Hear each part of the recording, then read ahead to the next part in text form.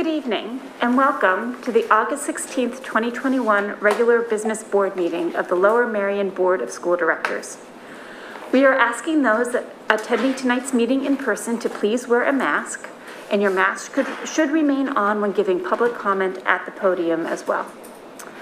The board believes it's in its best interest and the best interest of the students of the community to hear comments from district residents. An opportunity will be given for public comment in person and through the chat feature, which will be read by our solicitor. This meeting is being video recorded with sound for public broadcast.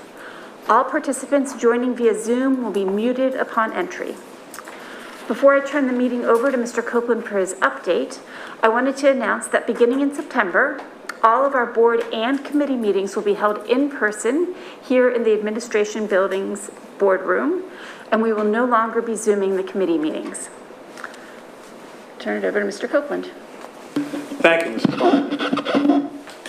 What I would like to do this evening is to review in an overview where we are with our school opening plans and share with you a status. And we were going to send out a letter Friday and decided to wait till after tonight's meeting to hear from the board and any of the public so that we can incorporate some of their concerns into our communication. But our Health and Safety Committee is going to be meeting again tomorrow, and sometime tomorrow afternoon, early evening, we will send out basically a review of what I'm going to go over, and some of the administration will go over this evening as we move forward in this process. Just so that everyone is aware, the Health and Safety Committee has been working since February of 2020. And they had begun with sort of a playbook from the last, H1N1 and SARS, and we learned very quickly that that playbook was going to be not as useful going forward. But we started way back then trying to figure out how to keep families, students, and staff safe as we moved into a very new, novel virus. Last spring, and let me say that the plan that you're going to hear tonight is designed to keep students in school in person for in-person instruction. And that's the basis for what we've decided to recommend. Last spring, over 90% of our staff were slated to get the vaccination, or they told us they had already submitted to receive the vaccine. What we're in the process of doing now is collecting actual documentation of vaccination. A letter has gone out to all staff and says basically, for the health and safety of yourself, your family, the families in the district, and all of the staff, we would like you to send us documentation that you have been vaccinated. If you choose not to send us that documentation, or you choose not to be vaccinated, we will have twice weekly Binax testing. So you will have to do that as a condition for employment. But we've been working with the Lower Merion Education Association and working well. In fact, some of them sit on our Health and Safety Committee. And so we feel we're getting a lot of support from them and mutual support. And we feel that this is an appropriate step that we can take at this point in time. We're really not in a position to publicly indicate which ones of our staff members have been vaccinated or not vaccinated. In fact, we've gone so far as to ask our staff not to indicate that. So there's no real reason to do that because we've asked them not to indicate what their vaccination status is, except to us. We also expect to run an additional vaccine clinic before the school year starts. This would be for staff and students. Since my last update in July, we obviously faced the new Delta variant, and we have taken recommendations seriously around those. While the CDC and the Montgomery Department of Health are only recommending masks for everyone K-12, we will be requiring masking going forward. However, I've asked the Health and Safety Committee to continue monitoring our status in the district and take a look at the continued monitoring of guidance and consider that if we get to, likely in our high schools first, if we were to get to a 90% vaccination rate for students and staff, then we would be able to have mask optional. The current vaccination rate for eligible students is around 50%. And of course, whatever we do still depends on the positivity rates and incident rates of transmission. So where are we now? How does that relate to the guidance? The last check, our positivity rate in the district is 2.02%. Happens to be the lowest of any district in Montgomery County. And that rate puts us in the low category according to Montgomery Department of Health and CDC. So there are 4 bands, low, moderate, substantial, and high. So less than 5% positivity puts us in the low band, and that's where we are. However, our incident rate is 68.16 per 100,000. And that has us in the 3rd band of substantial. So therein lies some of the tension. We've got a very low positivity rate and a moderate according to the county, substantial according to the bands of incident rates. If we were at this approximate range with 90% vaccinations, I think optional masking would be a consideration. And that's what we're looking for. Now, we don't know where we're going to be, 3-4 weeks from now, and we don't know what that situation is. But we are really encouraging our families to make sure that they let us know if their youngsters were vaccinated, because that helps us.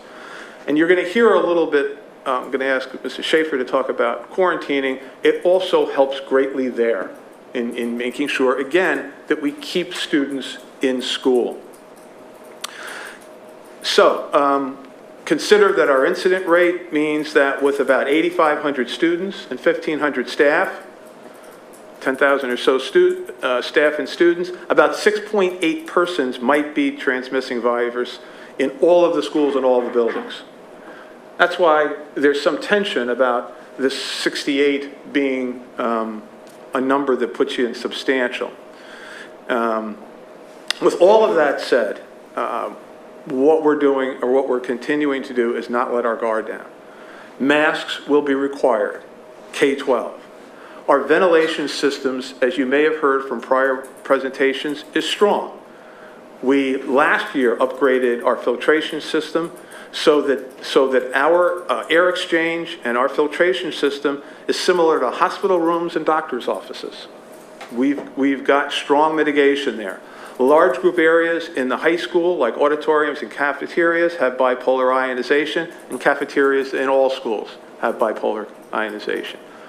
Our assurance testing that we began in January for staff and students is going to move forward. The Health and Safety Committee is going to, beyond what I talked about for adults, look at how that assurance testing will play out in our schools. And they're going to take a look at that as early as tomorrow. When at all possible, we'll keep socially distant to 3 feet. It's not going to be possible in every situation. But you'll hear how the schools are going to address that in terms of potting in a little bit from Dr. McGloin. We continue to emphasize education in personal hygiene. We've added extra cleaning staff, sanitizing staff, and we've increased the amount of student support, particularly at the elementary and elementary and middle school levels, so that there's support during recess periods and lunch periods. And so we're continuing to do that. We continue to have a very strong contact tracing program and information sharing system, which we hope will minimize quarantining. With that, let me ask Mrs. Schaefer to talk a little bit about the quarantining situation. Good evening, everyone. Just to I guess, reiterate what Mr. Copeland said about the contact tracing, which is a big part of how we go about looking at quarantine situations in the district. And we do have a strong, dedicated team, as we did last year. We've learned a lot. We continue to take that work very seriously and do so in coordination with the Montgomery County Office of Public Health. Which is the guidance we look to for quarantines. The Montgomery County Office of Public Health, as well as the Pennsylvania Department of Health, have adopted the revisions that were announced by the CDC that relate specifically to school-related exposures, which the exclusion itself relates to the 6-foot rule. Everyone's probably familiar with that now. What it means for students specifically is that situations involving students who are considered close contacts between 3 and 6 feet of distance and who are masked may avoid school exclusion and not be deemed a close contact in those circumstances. So in other words, if you have 2 students, one is either test positive or symptomatic for COVID, and another student within 3 to 6 feet, and both are masked, that other student, presuming that they are asymptomatic, would not be subject to a quarantine as set forth in the Montgomery County guidance. And we think that's indicative of the CDC's guidance that is designed to keep kids in school. And this is one exception that the county has adopted, and we will also use in terms of our standards as we evaluate those situations. Another, as Mr. Copeland mentioned, important exception to the quarantine rules is those students who have been vaccinated. So even if there is students that are deemed close contacts of a student who is, or an adult who is positive or has COVID symptoms, that vaccinated student would not be subject to a school exclusion unless they presented as symptomatic or otherwise tested positive. So there are some additional parts to that the health and safety team is still looking at, but those are the most significant updates in terms of how quarantines are being handled in the school setting in accordance with all the guidance that we look to in that regard. Thank you, Megan. And new to this year, the Montgomery Department of Health is requiring us to sign an MOU, Memorandum of Understanding. We're putting together our plan for assurance testing. It still has to be approved by the Montgomery Department of Health. So there may be changes that they say we have to do even after we've submitted it. With that, I'd ask Dr. McGloin to talk about some schoolroom, classroom kinds of issues. Yes, thank you. So the principals have been meeting proactively over the last bunch of weeks, and we will continue to meet until school opens. We adjust as necessary based on the guidance, and our principals intend to have a parent meeting prior to the start of school for all of the parents in the district to talk about their specific building level health and safety plan. In general terms, though, we are sure that our students will have 6 feet apart at lunchtime.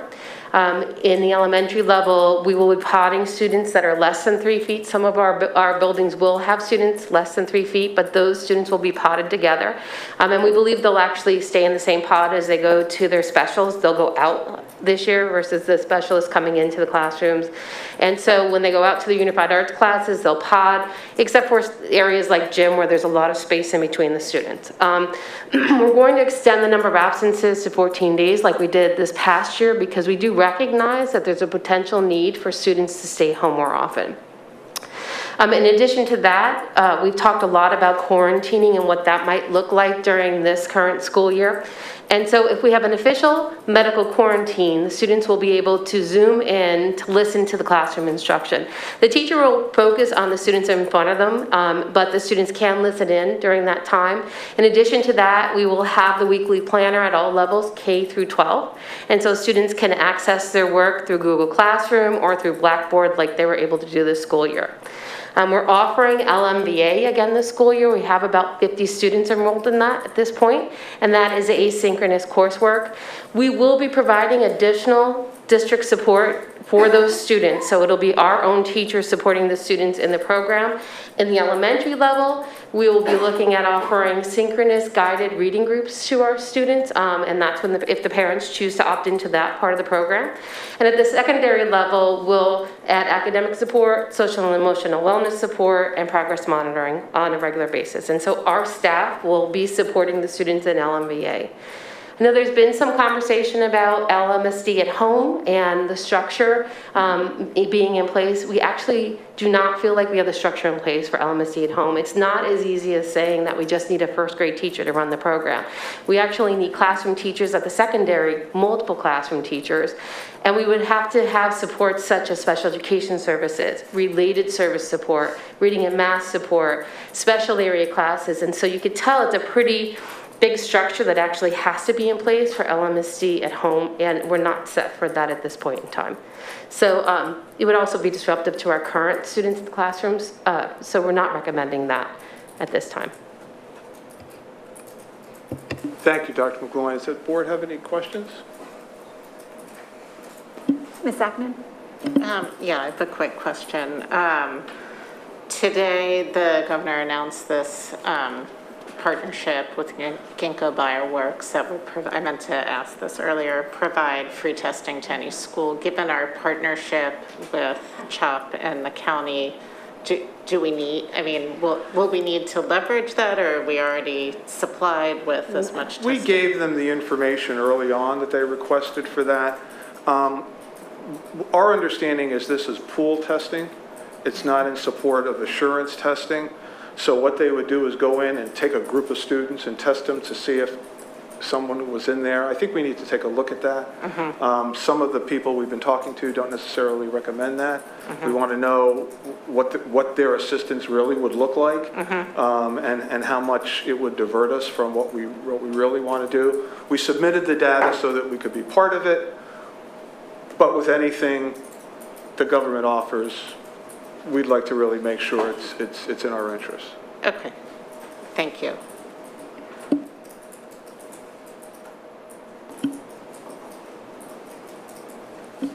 I have a couple of questions. One, I wanted to follow up, Ms. Schaefer, on the quarantining and the close contacts. So to just to clarify, if there is a positive case, all of the people identified as close contacts would be told they are close contacts, and whether or not they need to quarantine would depend on whether or not they're vaccinated. But people will be informed. That's correct, yes. And there's been some questions, can we do more than inform just like the school? And Mrs. Quinlan is open to bringing that down a level, but she wants to talk with the health and safety people about that also. Okay, thank you. The way we do with other situations. Right. Thanks. Just to clarify, if two students are masked and they're within 3 to 6 feet of each other, they're no longer considered close contacts, but previously they would have been. Are they vaccinated?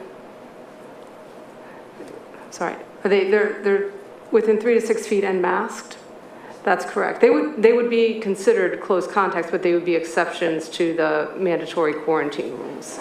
So there wouldn't be any need for notification in that case? We would notify. You would That's what I think that's the question that was asked by. Yeah, that's what I'm trying to clarify. Yes.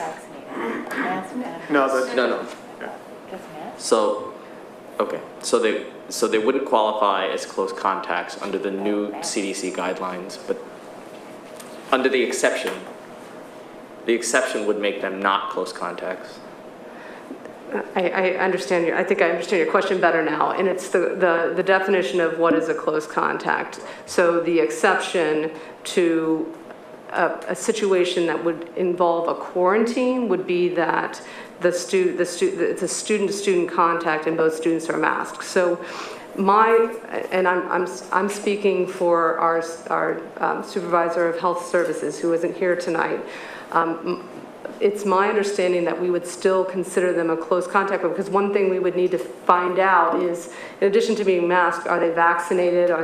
Is there information that would rule out a close contact situation and requiring quarantine? So it's my understanding that all of the students that would be deemed originally in that conversation as a close contact would still be contacted. Great, thank And you. we will provide more clarification to that in writing. Okay. Ms. Finger? Will we require post-quarantine negative testing to return? Or will we recommend testing of the close contacts? Even though they may have been wearing a mask, but if they're not vaccinated? So our elementary students, for example, or our sixth graders. Yeah, that's still part of our discussions as far as that exception piece, whether we would offer I don't want to use terms incorrectly, but a test to stay program. That's sort of a Lower Merion test to stay program. That's something we're talking about. So in the event we have individuals that would otherwise be excluded but are allowed to stay because they're in that 3 to 6 zone, could we do testing? That's a possibility that's being discussed by the health and safety. Yeah, we could, right now we're able to test to reduce the amount of time in quarantine. There has been express no to testing to stay. So that's been, they've said clearly that can't happen. There are, based on vaccination status, some test to stay protocols, but that has to do with somebody being vaccinated. You have every right to be confused by this because the documentation that the CDC puts out, and the documentation the Montgomery Department of Health puts out is stated differently, which has caused us some difficulty in interpreting it from time to time. So that's why we want to really make sure when our health supervisor is here that we lay it out as clearly as we possibly can and that we move forward, and that doesn't mean that it won't change. One additional question. With regards to lunch and snacks, I know they'll be 6 feet. Last spring, when when we found it was the droplets, we had there was recommendations to having no talking during mask off times indoors while eating. Is that same? Will we have something like that? I think it's something we have to talk about with the Health and Safety Committee and make a final determination. At this point, we haven't made a decision on that. Yeah. I think what we're trying to lean towards is the most normal situation that we can have. And I think as long as we maintain the distance and we maintain some of those other kinds of things, depending on the distance, you can talk. I visited the elementary cafeterias. If they were told not to talk, it didn't necessarily take. That's hard. From what I could see, they were talking. Isn't that right? Or did they just start talking when I went by? Or? No, they were talking. Yeah. It wasn't just you, it was me as well.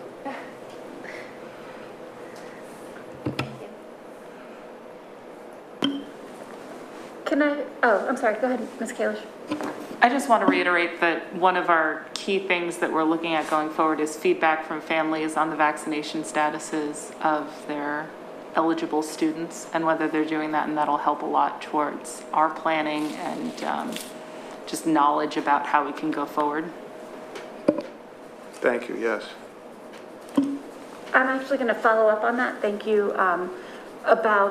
We've received several comments or requests that we mandate all eligible students be vaccinated. And I just wanted to clarify and to make it clear that school districts, individual school districts, do not have the legal authority to do that. So even if we wanted to, we cannot do that. The only way that a vaccine can be added to the list of required vaccinations is for the State General Assembly to vote to add that to that list. So if you are asking for students to be mandated to get the COVID vaccine, I would recommend that you reach out to your state legislators, your state representative and your state senators and ask them to do that. That is not something that any school district has the ability to do. And I'm going to ask Mr. Ruth just to confirm that I said that correctly. That was exactly correct. Great, thank you. Circling back to lunches, could you speak a little bit to high school and lunch and learn?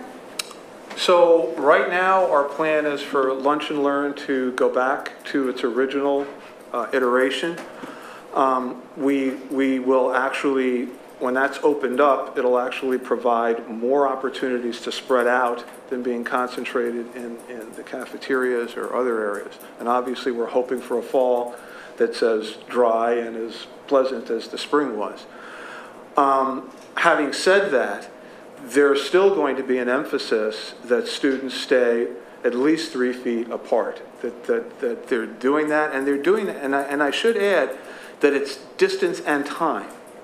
So being close for 5 minutes is not, it's in excess of 15 minutes.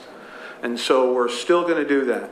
We have to, even under the normal circumstances, Lunch and Learn doesn't start until, I guess, 8 or 10 days of school. They have class meetings and so forth and so on. The challenge for the administration is going to be in the high schools. Normally, they bring into the school culture just the freshman class. Now it's the freshman and sophomore class who have not had an experience with Lunch and Learn, so it's 50% of the school. And so, you know, there's probably going to be some more support in making sure that that works, but that's the intent. Thank you. Are there any other board comments or questions? Great, then we will move on to the committee meeting report. We just had one committee meeting this week, or this month, the August 12th Facilities and Purchasing Committee. Mr. Lee. Thank you.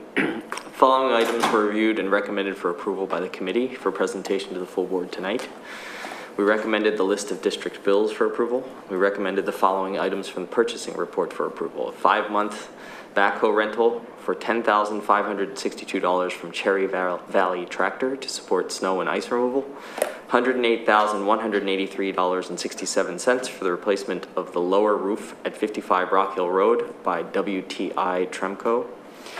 $9,037 for the addition of gravel and wood edging to the existing softball batting cage at South Ardmore Park to match the baseball batting cage by Caramenico. $9,986 for the relocation of the temporary electrical service to support construction at the new middle school by Goldhorn Electric. $34,646.50 for the purchase of 350 wall-mounted carbon dioxide monitors to be installed district-wide from Amazon Business. We recommended the following district contracts for approval. Renewals with the following: Capstone PebbleGo, a K-5 curricular content hub for $11,394.30. Allstills Rehabilitation Services for a 2-year renewal for occupational physical therapists at $64.54 per hour, and OTAs and PTAs at $52.24 per hour, with a 1% increase for year 2. Kronos Staff Time tracking software for $69,637.90. Power School for their Talent Ed staff evaluation tool for $9,030. We recommended the following new contracts for approval. GHR Education for substitute RNs at $58 per hour and LPNs at $48 per hour. MCIU for supplemental full-time certified school psychologist services at $85 per hour or $640 per day. Chad's Ford Alternacare Inc. for supplemental RNs at $60 per hour, LPNs at $50 per hour, PCAs at $30 per hour, and non-medical personnel at $45 per hour. SANS Security Awareness for internet security and anti-phishing training and services for $11,380. A 4-year agreement with MCIU Digital Assessment Library for schools to support IEP assessments at $7 per IEP in year 1, with a 25-cent per IEP increase each subsequent year. We recommended the lists of approved drivers from our contracted transportation vendors. We recommended the following agreements for approval. Lower Merion Aquatic Club for the use of the pool at Lower Merion High School for $33,000 until June 2022. An amendment to the agreement with Comcast Cable to continue LMSD's sponsoring of the Comcast Internet Essentials program available to students and families. An amendment to the agreement with Right at School to support the operation of child care services for students in the half-day kindergarten program. Right at School will pay $72,500 for access to 2 classrooms at the district administration building. An agreement with Mainline School Night for access to the first floor of Lower Merion High School for 9 sessions this fall for $3,825. We recommended the following change orders for approval. Anchor Fire Protection, Inc. for the relocation of fire hose valves at the new middle school for $4,249.75. IMC Construction for rock removal related to the construction of a retaining wall at the new middle school in April and May for $72,756.79. Rockport Construction for additional structural welding and concrete pier work related to the restoration of the Arnold Field bleachers for $23,807.52. Finally, we received an update on the construction of the new middle school. Construction work continues on schedule based on last month's updated project plan. All underground rough-in work is completed and work on the exterior continues in areas A through C. A through C covers the student classrooms and main entrance. The underground stormwater basin under the track is over 50% complete, and we expect the first portion of the building continues to be on track to be turned over to LMSD by mid-June 2022. The next Facilities and Purchasing Committee meeting will be on Friday, September 17th, 2021 at 8:30 a.m. Thank you, Mr. Lee. We will now move on to audience recognition. At this time, Ms. LaPera will open the chat feature and you will see a 10-minute timer appear on your screen. You can submit your comments and or questions via the chat feature. And please remember to begin with your full name and where you reside within the district in order to, for your comment to be shared. Again, just your full name and where, it doesn't need to be your actual full address, just what neighborhood in your, what neighborhood within the district. And Ms. LaPera, do we have any in-person comment for tonight's meeting? Okay, great, thank you.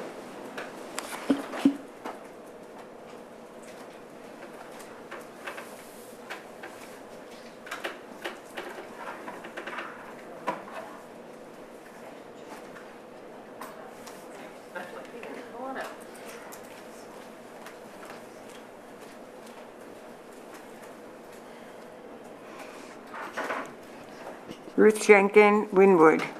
I'd just like to say that the door was locked tonight. That's why we all came in together. We had to figure out, I found somebody to open the door. I have 3 things that I just want to throw out there.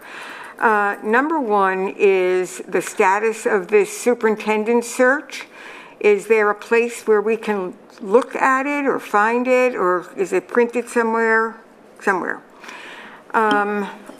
Number 2 is, I know that we've done a lot of studies, and Dr. Paul is very good at her putting together all the information and presenting it well, but I think that there has not been a study on the damage of concussions for high school students that play football and what the long-term implications of those concussions might be. And the third thing that I wanted to mention was the equity part of this time change, which adversely affects those students who need to go to work and who need to take care of younger children at home. That's it. Thank you.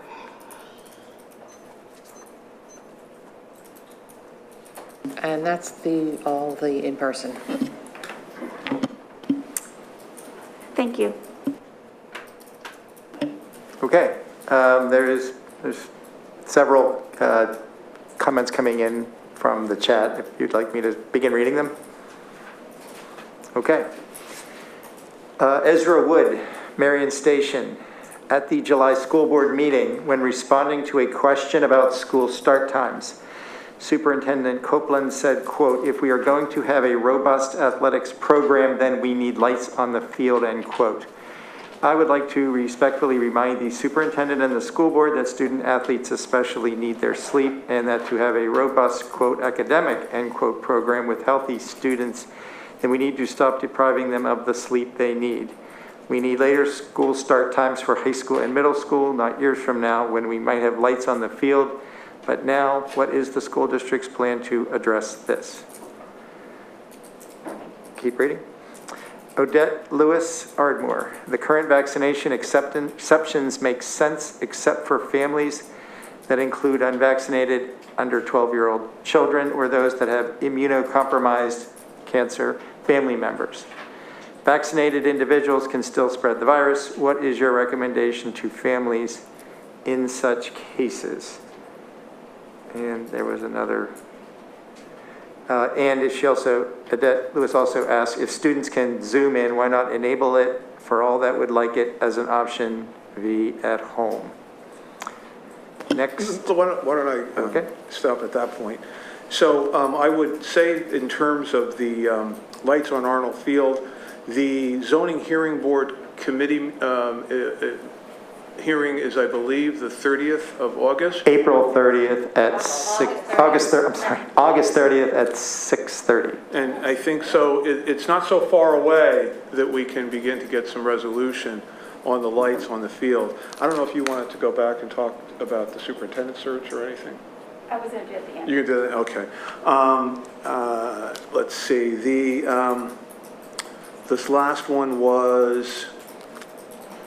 You mentioned, what would people do? We do have the LMVA. This is the asynchronous program, and we have, as Dr. McGloin has said, that we've added to it. So it's not just the off-the-shelf asynchronous program, that we will have synchronous instruction from our teachers to go along with it. Next is Sophia Jensen, Shortridge, Wynwood. Given the increased transmissibility of the Delta variant, I am extremely concerned about time spent unmasked indoors during lunch at the elementary school level. As a physician, I have been closely following emerging data, including that which shows a correlation between the amount of virus to which an individual is exposed and the resulting severity of illness. Any measure which can reduce the initial infectious dose a child is exposed to can make the difference between that child being treated at home with mild symptoms and that same child requiring hospitalization. Risk can be mitigated significantly by providing the option of outdoor lunch, as even in the unfortunate event of an exposure, initial infectious dose would likely be lower than would result within an enclosed space. Thank you, as always, for your dedication to the safety of our staff and students. One of the things that I forgot to mention is that before the year begins, there's going to be an opportunity for the various building principals to speak to the issues particular to their schools. And so parents will have an opportunity to engage with each principal. The buildings are different, and so the circumstances are different in terms of how they intend to do that. But we are certainly looking for as many outdoor situations as we can. Carrie Bryce, Marion Station. Why will Lmsb committee meetings no longer be offered on Zoom going forward? Also asks, can you please provide an update on the superintendent search? Which you said you would do. Jamie Selway, Haverford, President Klein, again, someone's asking for an update on the superintendent search. And how many applications did we receive by the June 30th deadline? How many candidates are under review? Will there be an opportunity for community feedback on candidates? When do you expect to announce a decision? And you'll set forth what you can, and whenever you were planning to do it. Or did you want to do it now? I can do it now.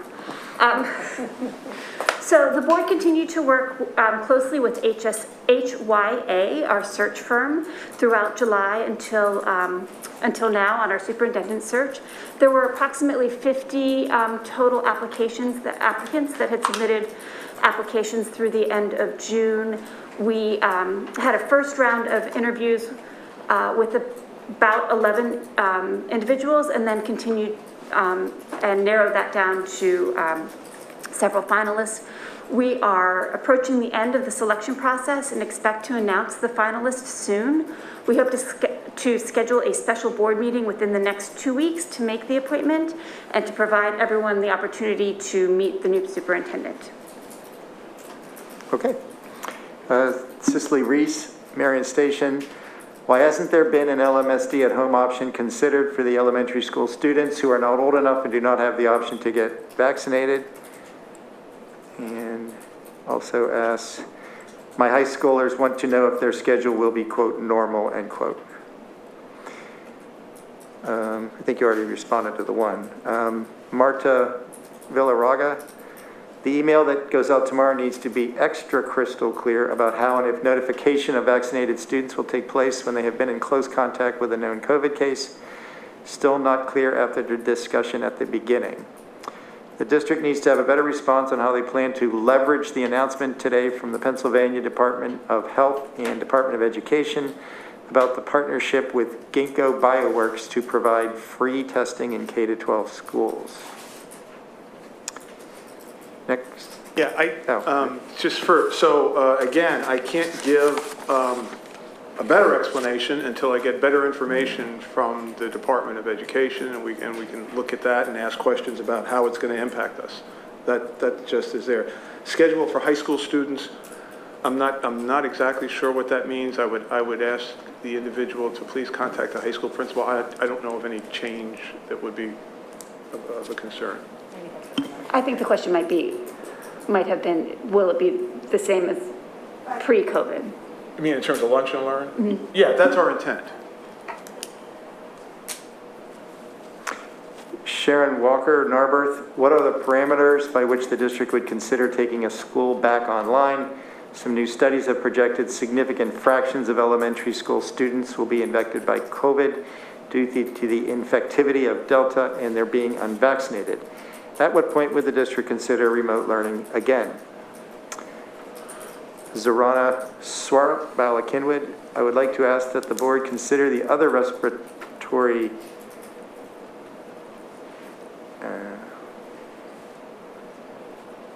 how do I get this back? Sorry, it just exited full screen on me. Excuse me. Okay.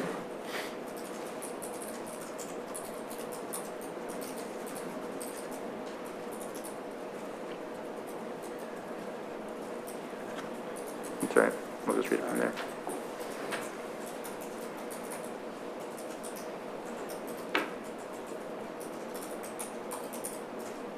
I would like to, Zorana Swarup, Bala-Kinwood, I would like to ask that the board consider the other respiratory illnesses circulating too as they decide if kids not eligible to get vaccinated may go, quote, mask optional, end quote. Given that non-COVID illnesses can present similarly to COVID in young kids, it would require missed school time for testing and quarantining while awaiting test results.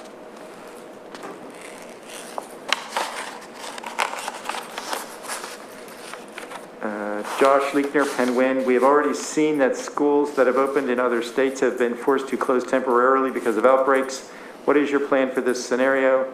It seems like the current quarantine requirements don't account for this potential situation at all.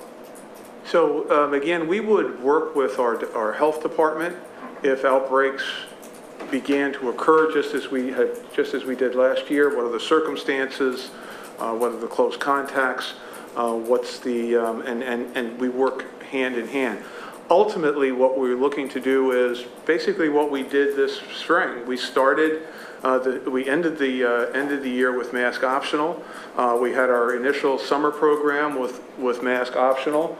When the guidance changed, we decided to take the guidance and the recommendation and say, okay, we're going to put that mitigation step back in. So theoretically, you remove mitigation steps as you go along, or you add them back in. Now, if there's some sort of different situation that requires a different response, then we work with our professionals to guide us there. Katie Doroshow, Wynwood, Penn Valley. Thank you for mandating masks. Why are you not mandating teacher, school employee vaccination? I would not allow my children, whom are too young to be vaccinated, to be indoors with an unvaccinated adult for hours in any situation. Why should school be any different? We need an outdoor lunch option. What will this look like? Do we have tents? I am struggling to understand why we don't have these health and safety protocols ironed out yet. It is the middle of August. We don't have the authority to unilaterally tell teachers that they have to wear masks. That is still a negotiated process that we would have to do. And part of that is the process that we've begun so far, where we've said we strongly encourage people to be vaccinated. If they're not, they will be tested twice a week, assurance testing. And we hope that that's going to get us where we want to be. We know that about 90% of our staff signed up for vaccination.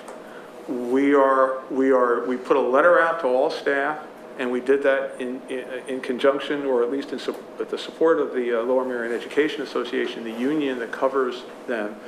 And we're waiting anxiously to get our results. But what we've said is you need to send us actual documentation as to what your vaccination status is. So that's the process that we're in right now. Yeah, I think you said at the beginning you don't have the authority to make them wear masks. I think you meant to say the authority to make them be vaccinated. I said it wrong? I'm loath to correct anything that the superintendent says, but I think that's not what you meant. Doing it a lot lately.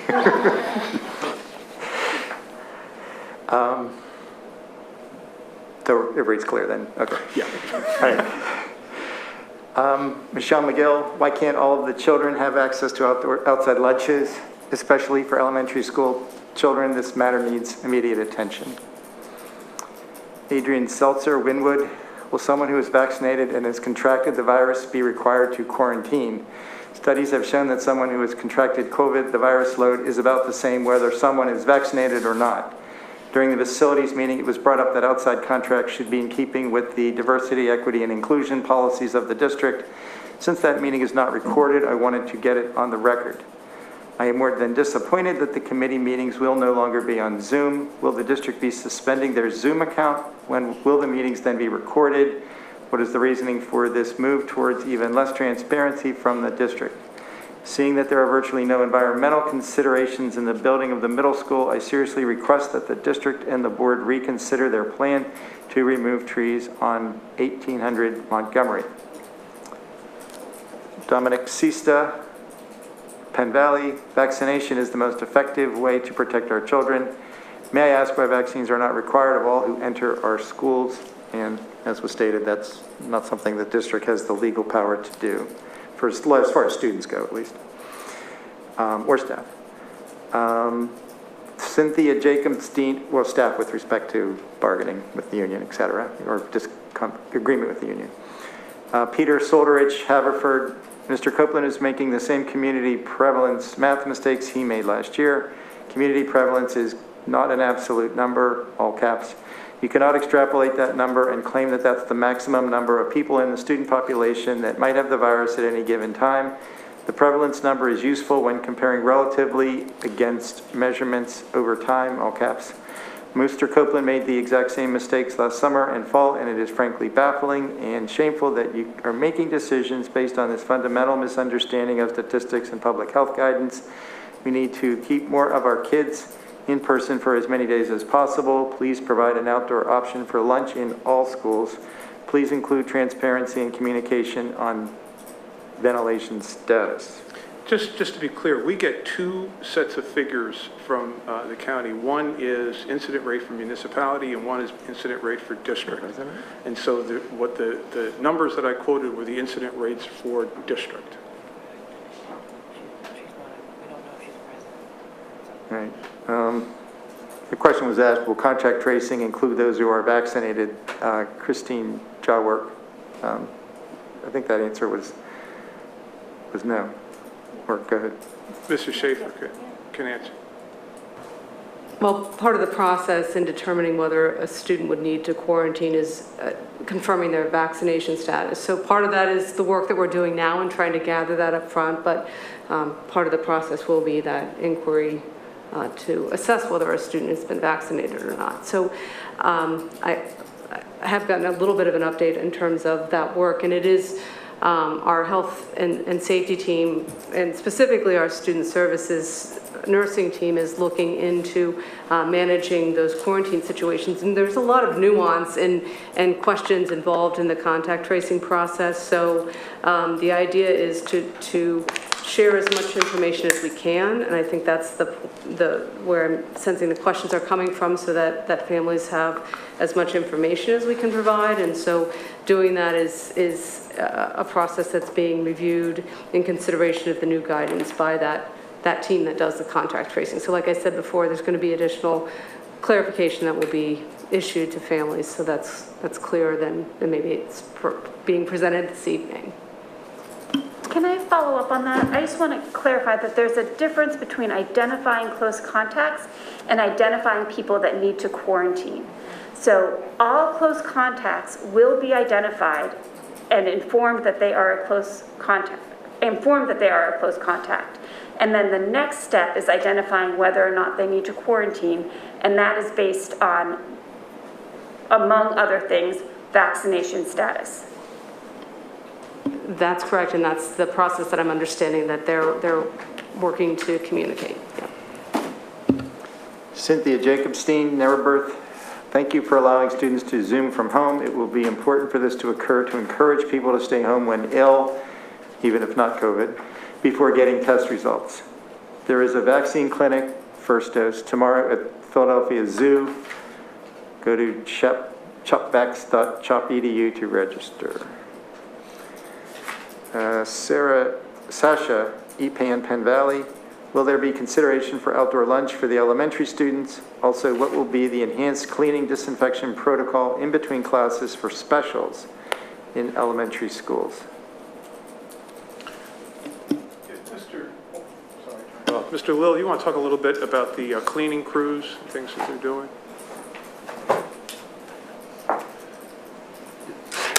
Can you hear me okay? Okay. Good evening. We are going to have additional custodial staff in the buildings, somewhat similar to last year when there was additional staff during the school day. So with that additional level of staffing, it's not just going to be the head custodian at the elementary schools. They can get in, they can clean up areas such as lunchrooms and specials. That's the purpose of having that additional staffing in the schools during those hours. Alexandra O'Neill, Wynwood. Thank you for your updates to the health and safety plan tonight. I have a few questions I hope you can answer tonight. What is your plan for providing outdoor lunch for our K-6 students? Making sure our unvaccinated kids have an outdoor lunch plan must be a priority. This needs to be a district-wide plan. Why are you not co-hosting 6th grade to reduce their risk while they cannot be vaccinated? Why are not offering a flex option like you did in the spring? Please offer flex at all levels. What is your plan for social distancing, especially at the K-6 level? In overcrowded buildings, it is hard to imagine that there's actually a way to do this. How can this be safe in the face of Delta? Why are you not planning to inform an entire class of a positive case just as you would with lice? Please mandate vaccines for teachers. This is especially important at the K-6 level. Let me just say that, as I mentioned before, the buildings are different. So, for instance, a 6th grader at Bala-Cynwyd is going to have a different kind of space than a 6th grader at Welsh Valley. And I would, again, encourage families to talk to their principal to see what plans they have for outdoor lunches and supervision during that period of time. Corrine Sista, Penn Valley, can you please address how mitigation efforts will be adjusted to keep elementary students safe? There has been a lot of talk about the high school, but we have fully unvaccinated schools with young children who, as you mentioned, don't always play by the mitigation rules. Actually, I was going to say, actually, our elementary school students do really well in participating by the rules. We've observed that over and over again. Maisie Wong, Penn Valley, can you please discuss the possibility of allowing lunch to be outside, especially for elementary schools?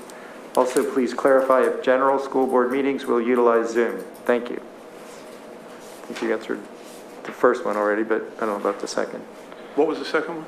Please clarify if general school board meetings, I think they mean business school board meetings. Business and education. Will they utilize Zoom? The business, yeah, the Monday night, Yeah, they want to know if the Zooming. yes. The Monday night meetings, for the Education Committee and the regular board meeting will continue as they are now. Christina Chang, Penn Valley, thank you for the health and safety updates tonight. Our closed contracts strongly encouraged to get tested for COVID despite vaccination status. I believe that was answered. Please clarify the statement made earlier that committee meetings will no longer be Zoomed this fall. I think that was clarified. The Zoom meetings at 8:30 are difficult to attend in person for parents who work outside the home. Please continue the committee meetings via Zoom to encourage parental engagement. Rebecca Peebles, Bryn Mawr, as a physician, I am appalled by the lack of understanding of where this virus is clearly headed. Other districts nationally that have opened have had to shut down due to outbreaks within 2 weeks of opening. There are many families with members/students with immune system issues who need a viable way of avoiding contracting COVID through the school system. You have unvaccinated children and teachers under one small roof in each school. I appreciate the mask mandate, but it is critical that LMSD at home be reinstituted. This will be a necessary adjunct for elementary students, as well as a game plan for any outbreaks or quarantines that force in-person children virtual. There is no excuse for refusing to plan for this, and LMVA is not in any way a viable alternative. Please note that we will hold LMSD entirely legally liable if harm comes to our child with an autoimmune illness from attending at Gladwin, or we may remove our district dollars and enroll elsewhere.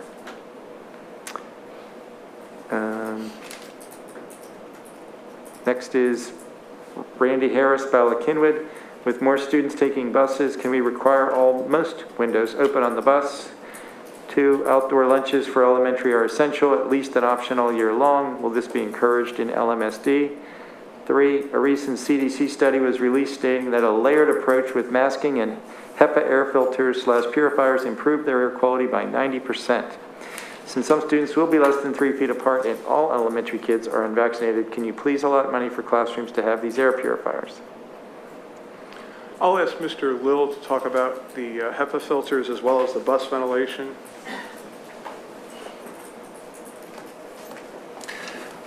Bus ventilation, open windows, yes. We're going to instruct the drivers to have the windows down in order to get that circulation through. In terms of the HEPA filtration, improving air quality is one definition. Preventing the transmission or spread of the COVID virus is something of a totally different and higher threshold. So having a HEPA unit in a classroom does not guarantee that a sick child won't transmit it to other children. There's a lot of factors involved that I think the Health and Safety Committee are currently evaluating. Thank you. And we do have HEPA filter processes in nurses' offices, which are smaller spaces, and where we obviously see children with more, symptoms and illnesses and so forth. Thanks, Jim.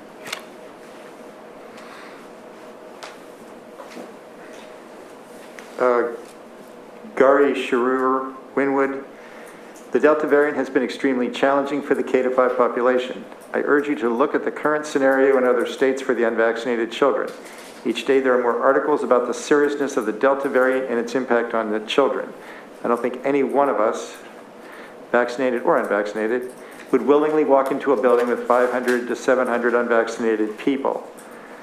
LMVA is not sufficient for the children. LMSD at home is not easy either, but our children need to be kept safe. Please look at other states and learn from them rather than experimenting with our precious children. Thank you for all you do. Todd Ridke, Bryn Mawr. Given increased transmissibility of Delta, it is critical that our unvaccinated children under 12 be given an alternative through the district for synchronous virtual learning with LMSD teachers. Reinstitute LMSD at home. It is the only acceptable alternative for children under 12. Abby Rubin, Bala Kinwood. Would the board be amenable to families donating/lending space heaters to encourage more outside utilization? We personally have one to offer. Let me just say that we did look at space heaters last year. They come with some health, some concerns, and we'll look at them again. When we looked at them, The supply chain was very low, and we couldn't get exactly what we needed. But I think maybe that's something we can look at again. They're just not ideal for school spaces where you don't have a lot of patio space and blacktop space and so forth and so on. So I think that is something as you get into late October, early November, something like that, you could take a look at. Once you get into December, January, February, we're just not set up for that. Christina Hahn, Bryn Mawr, the 800-plus kids from the at-home program last year had a good experience, and LMBA is not the equivalent due to virtual rigor, or lack thereof. With all the children presumably coming back from at home, if they don't go to cyber charters, precisely how will you be executing 6 feet at lunch? When will you publish your revised safety plan? Why can't we set an equitable lunch plan across all elementary schools for outdoor lunch using tents? Don't leave it up to the individual principal. That's not equity. Carrie Ward, Bala-Cynwyd, I would like to echo other sentiments by encouraging the board to do all possible to provide outdoor lunch options, especially for elementary school students, even as the weather gets colder. Thank you. Luis Romano, Bryn Mawr, Delta is proving to be a very different virus in terms of transmissibility. Breakout cases among vaccinated persons and among highly vaccinated communities are becoming more frequent than is expected as pediatric hospitalization rates. Most of the current CDC guidance is not K-12 specific and not Delta specific, and this guidance is likely to evolve as new evidence becomes available. Will the district be looking at new options if the current strategies prove to be outdated or not good enough for Delta in non-vaccinated K-12 children? All right, there are about 5 comments left. 2 of them are from people that have already commented. Should I read them all? Okay. Terry Bryce, Marion Station, my question was read but not answered. Why will LMSD committees no longer be offered on Zoom going forward? I thought it was answered, but...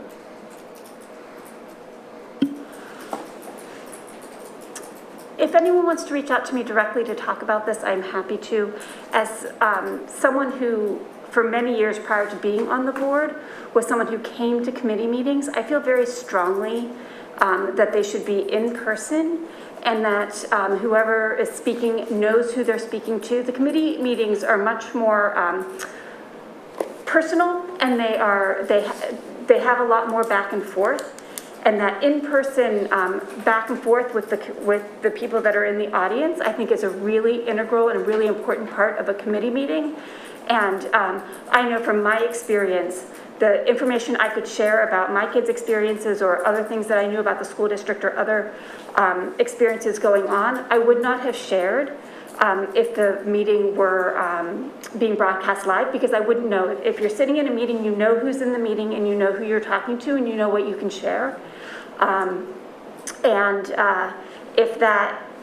If it's sort of being broadcast out there, you don't know, and it just, I firmly believe will curtail the conversation, and that's one of the reasons that I personally feel very strongly. But again, if anyone wants to reach out to me, my email is on the website. Please feel free to do so. Let me also support President Klein on this. One of the things that was interesting was when we left the district administration building in March of 2020 and started having Zoom meetings and so forth. It was, and we did it for so long throughout the year. When we finally were able to come together again, my cabinet meetings, for instance, had been on Zoom. When we finally were able to be in the same room, I was somewhat taken aback and somewhat shocked at what we had missed. That deliberative process, the conversation back and forth, that a two-dimensional situation just isn't as rich. And the board committee meetings are really meetings to thrash out different issues before they come to the full board. And the quality of the deliberation really, I was shocked at how the quality of deliberation decreased when you're in a two-dimensional as opposed to an in-person situation. Jasmine Evans, Wynwood, Penwyn, Just to be clear, you are saying that each principal has the flexibility to decide what will happen for lunch and how and when to get the unvaccinated children outside for eating/unmasked time. Yes. Now, each principal, the elementary principals report to Dr. Godioso, and the secondary principals report to Dr. McGloin. But yeah, I think we have to trust our principals. They collaborate together, they work together. They want the healthiest situation for students, but they do have different situations and scenarios. Margot, Rob, Narberth, we are concerned about the Delta variant and the current COVID surge, which changes the situation for our unvaccinated children in Lmsb schools this fall. The number of children hospitalized with COVID hit a record high nationwide. We need better mitigations to protect our students, including outdoor tented lunches, testing for all unvaccinated students, and portable HEPA filters in classrooms so the Penn Valley outbreak is not repeated. And then the last comment is Adrian Seltzer. Why is there no community input on the choice of the superintendent from the finalists? We spoke about this during the meetings we had around the superintendent search. Superintendent candidates are often sitting superintendents. It would very, very much shrink the pool of candidates that would be willing to share with their current job situation that they were applying for another job situation, which would be what the case would be should the process be completely public. And for that reason, we felt that if we were to do community forums or town halls during the selection process, that we would have so many fewer candidates that we would not be able to attract the best candidates out there. Not only was it our opinion, it was also the recommendation from our search agency, who said that we would have not only a much smaller pool, but a weaker pool of candidates if we made all of their information public once we went through the search process. I mean, I'll echo that. That's never been the process in Lower Merion for the past 30 years, and it's never been the process in any other district that I'm aware of. That concludes public comments. Thank you, Mr. Roos. We're going to now move forward with approving tonight's agenda via consent.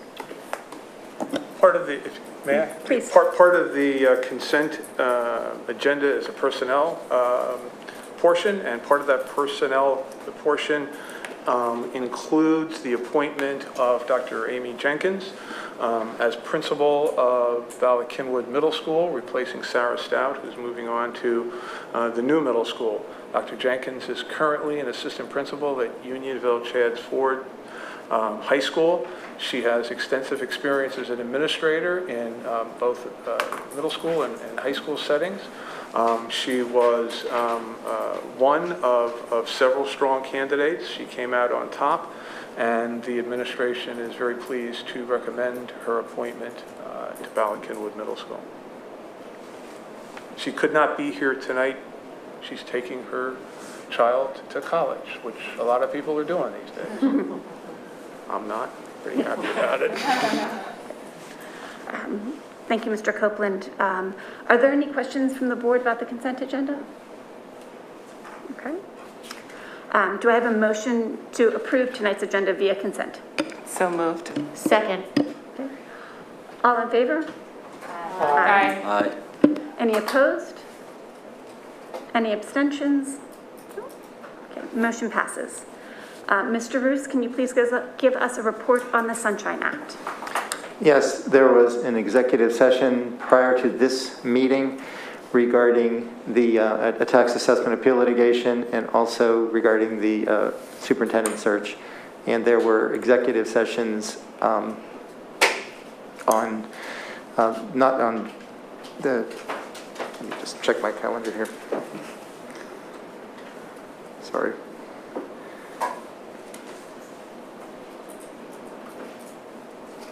Executive sessions on July 31st and July 24th and July 31st regarding superintendent search. Thank you. So Upcoming meeting dates, the board meeting dates at 8 p.m. here in the District Administration Office Boardroom. On September 13th is the Education Committee and Supplementary Regular Board Meeting. And on September 20th, the regular Business Board Meeting. Committee meetings, again, will be held here in the boardroom and start at 8:30 a.m. unless noted otherwise.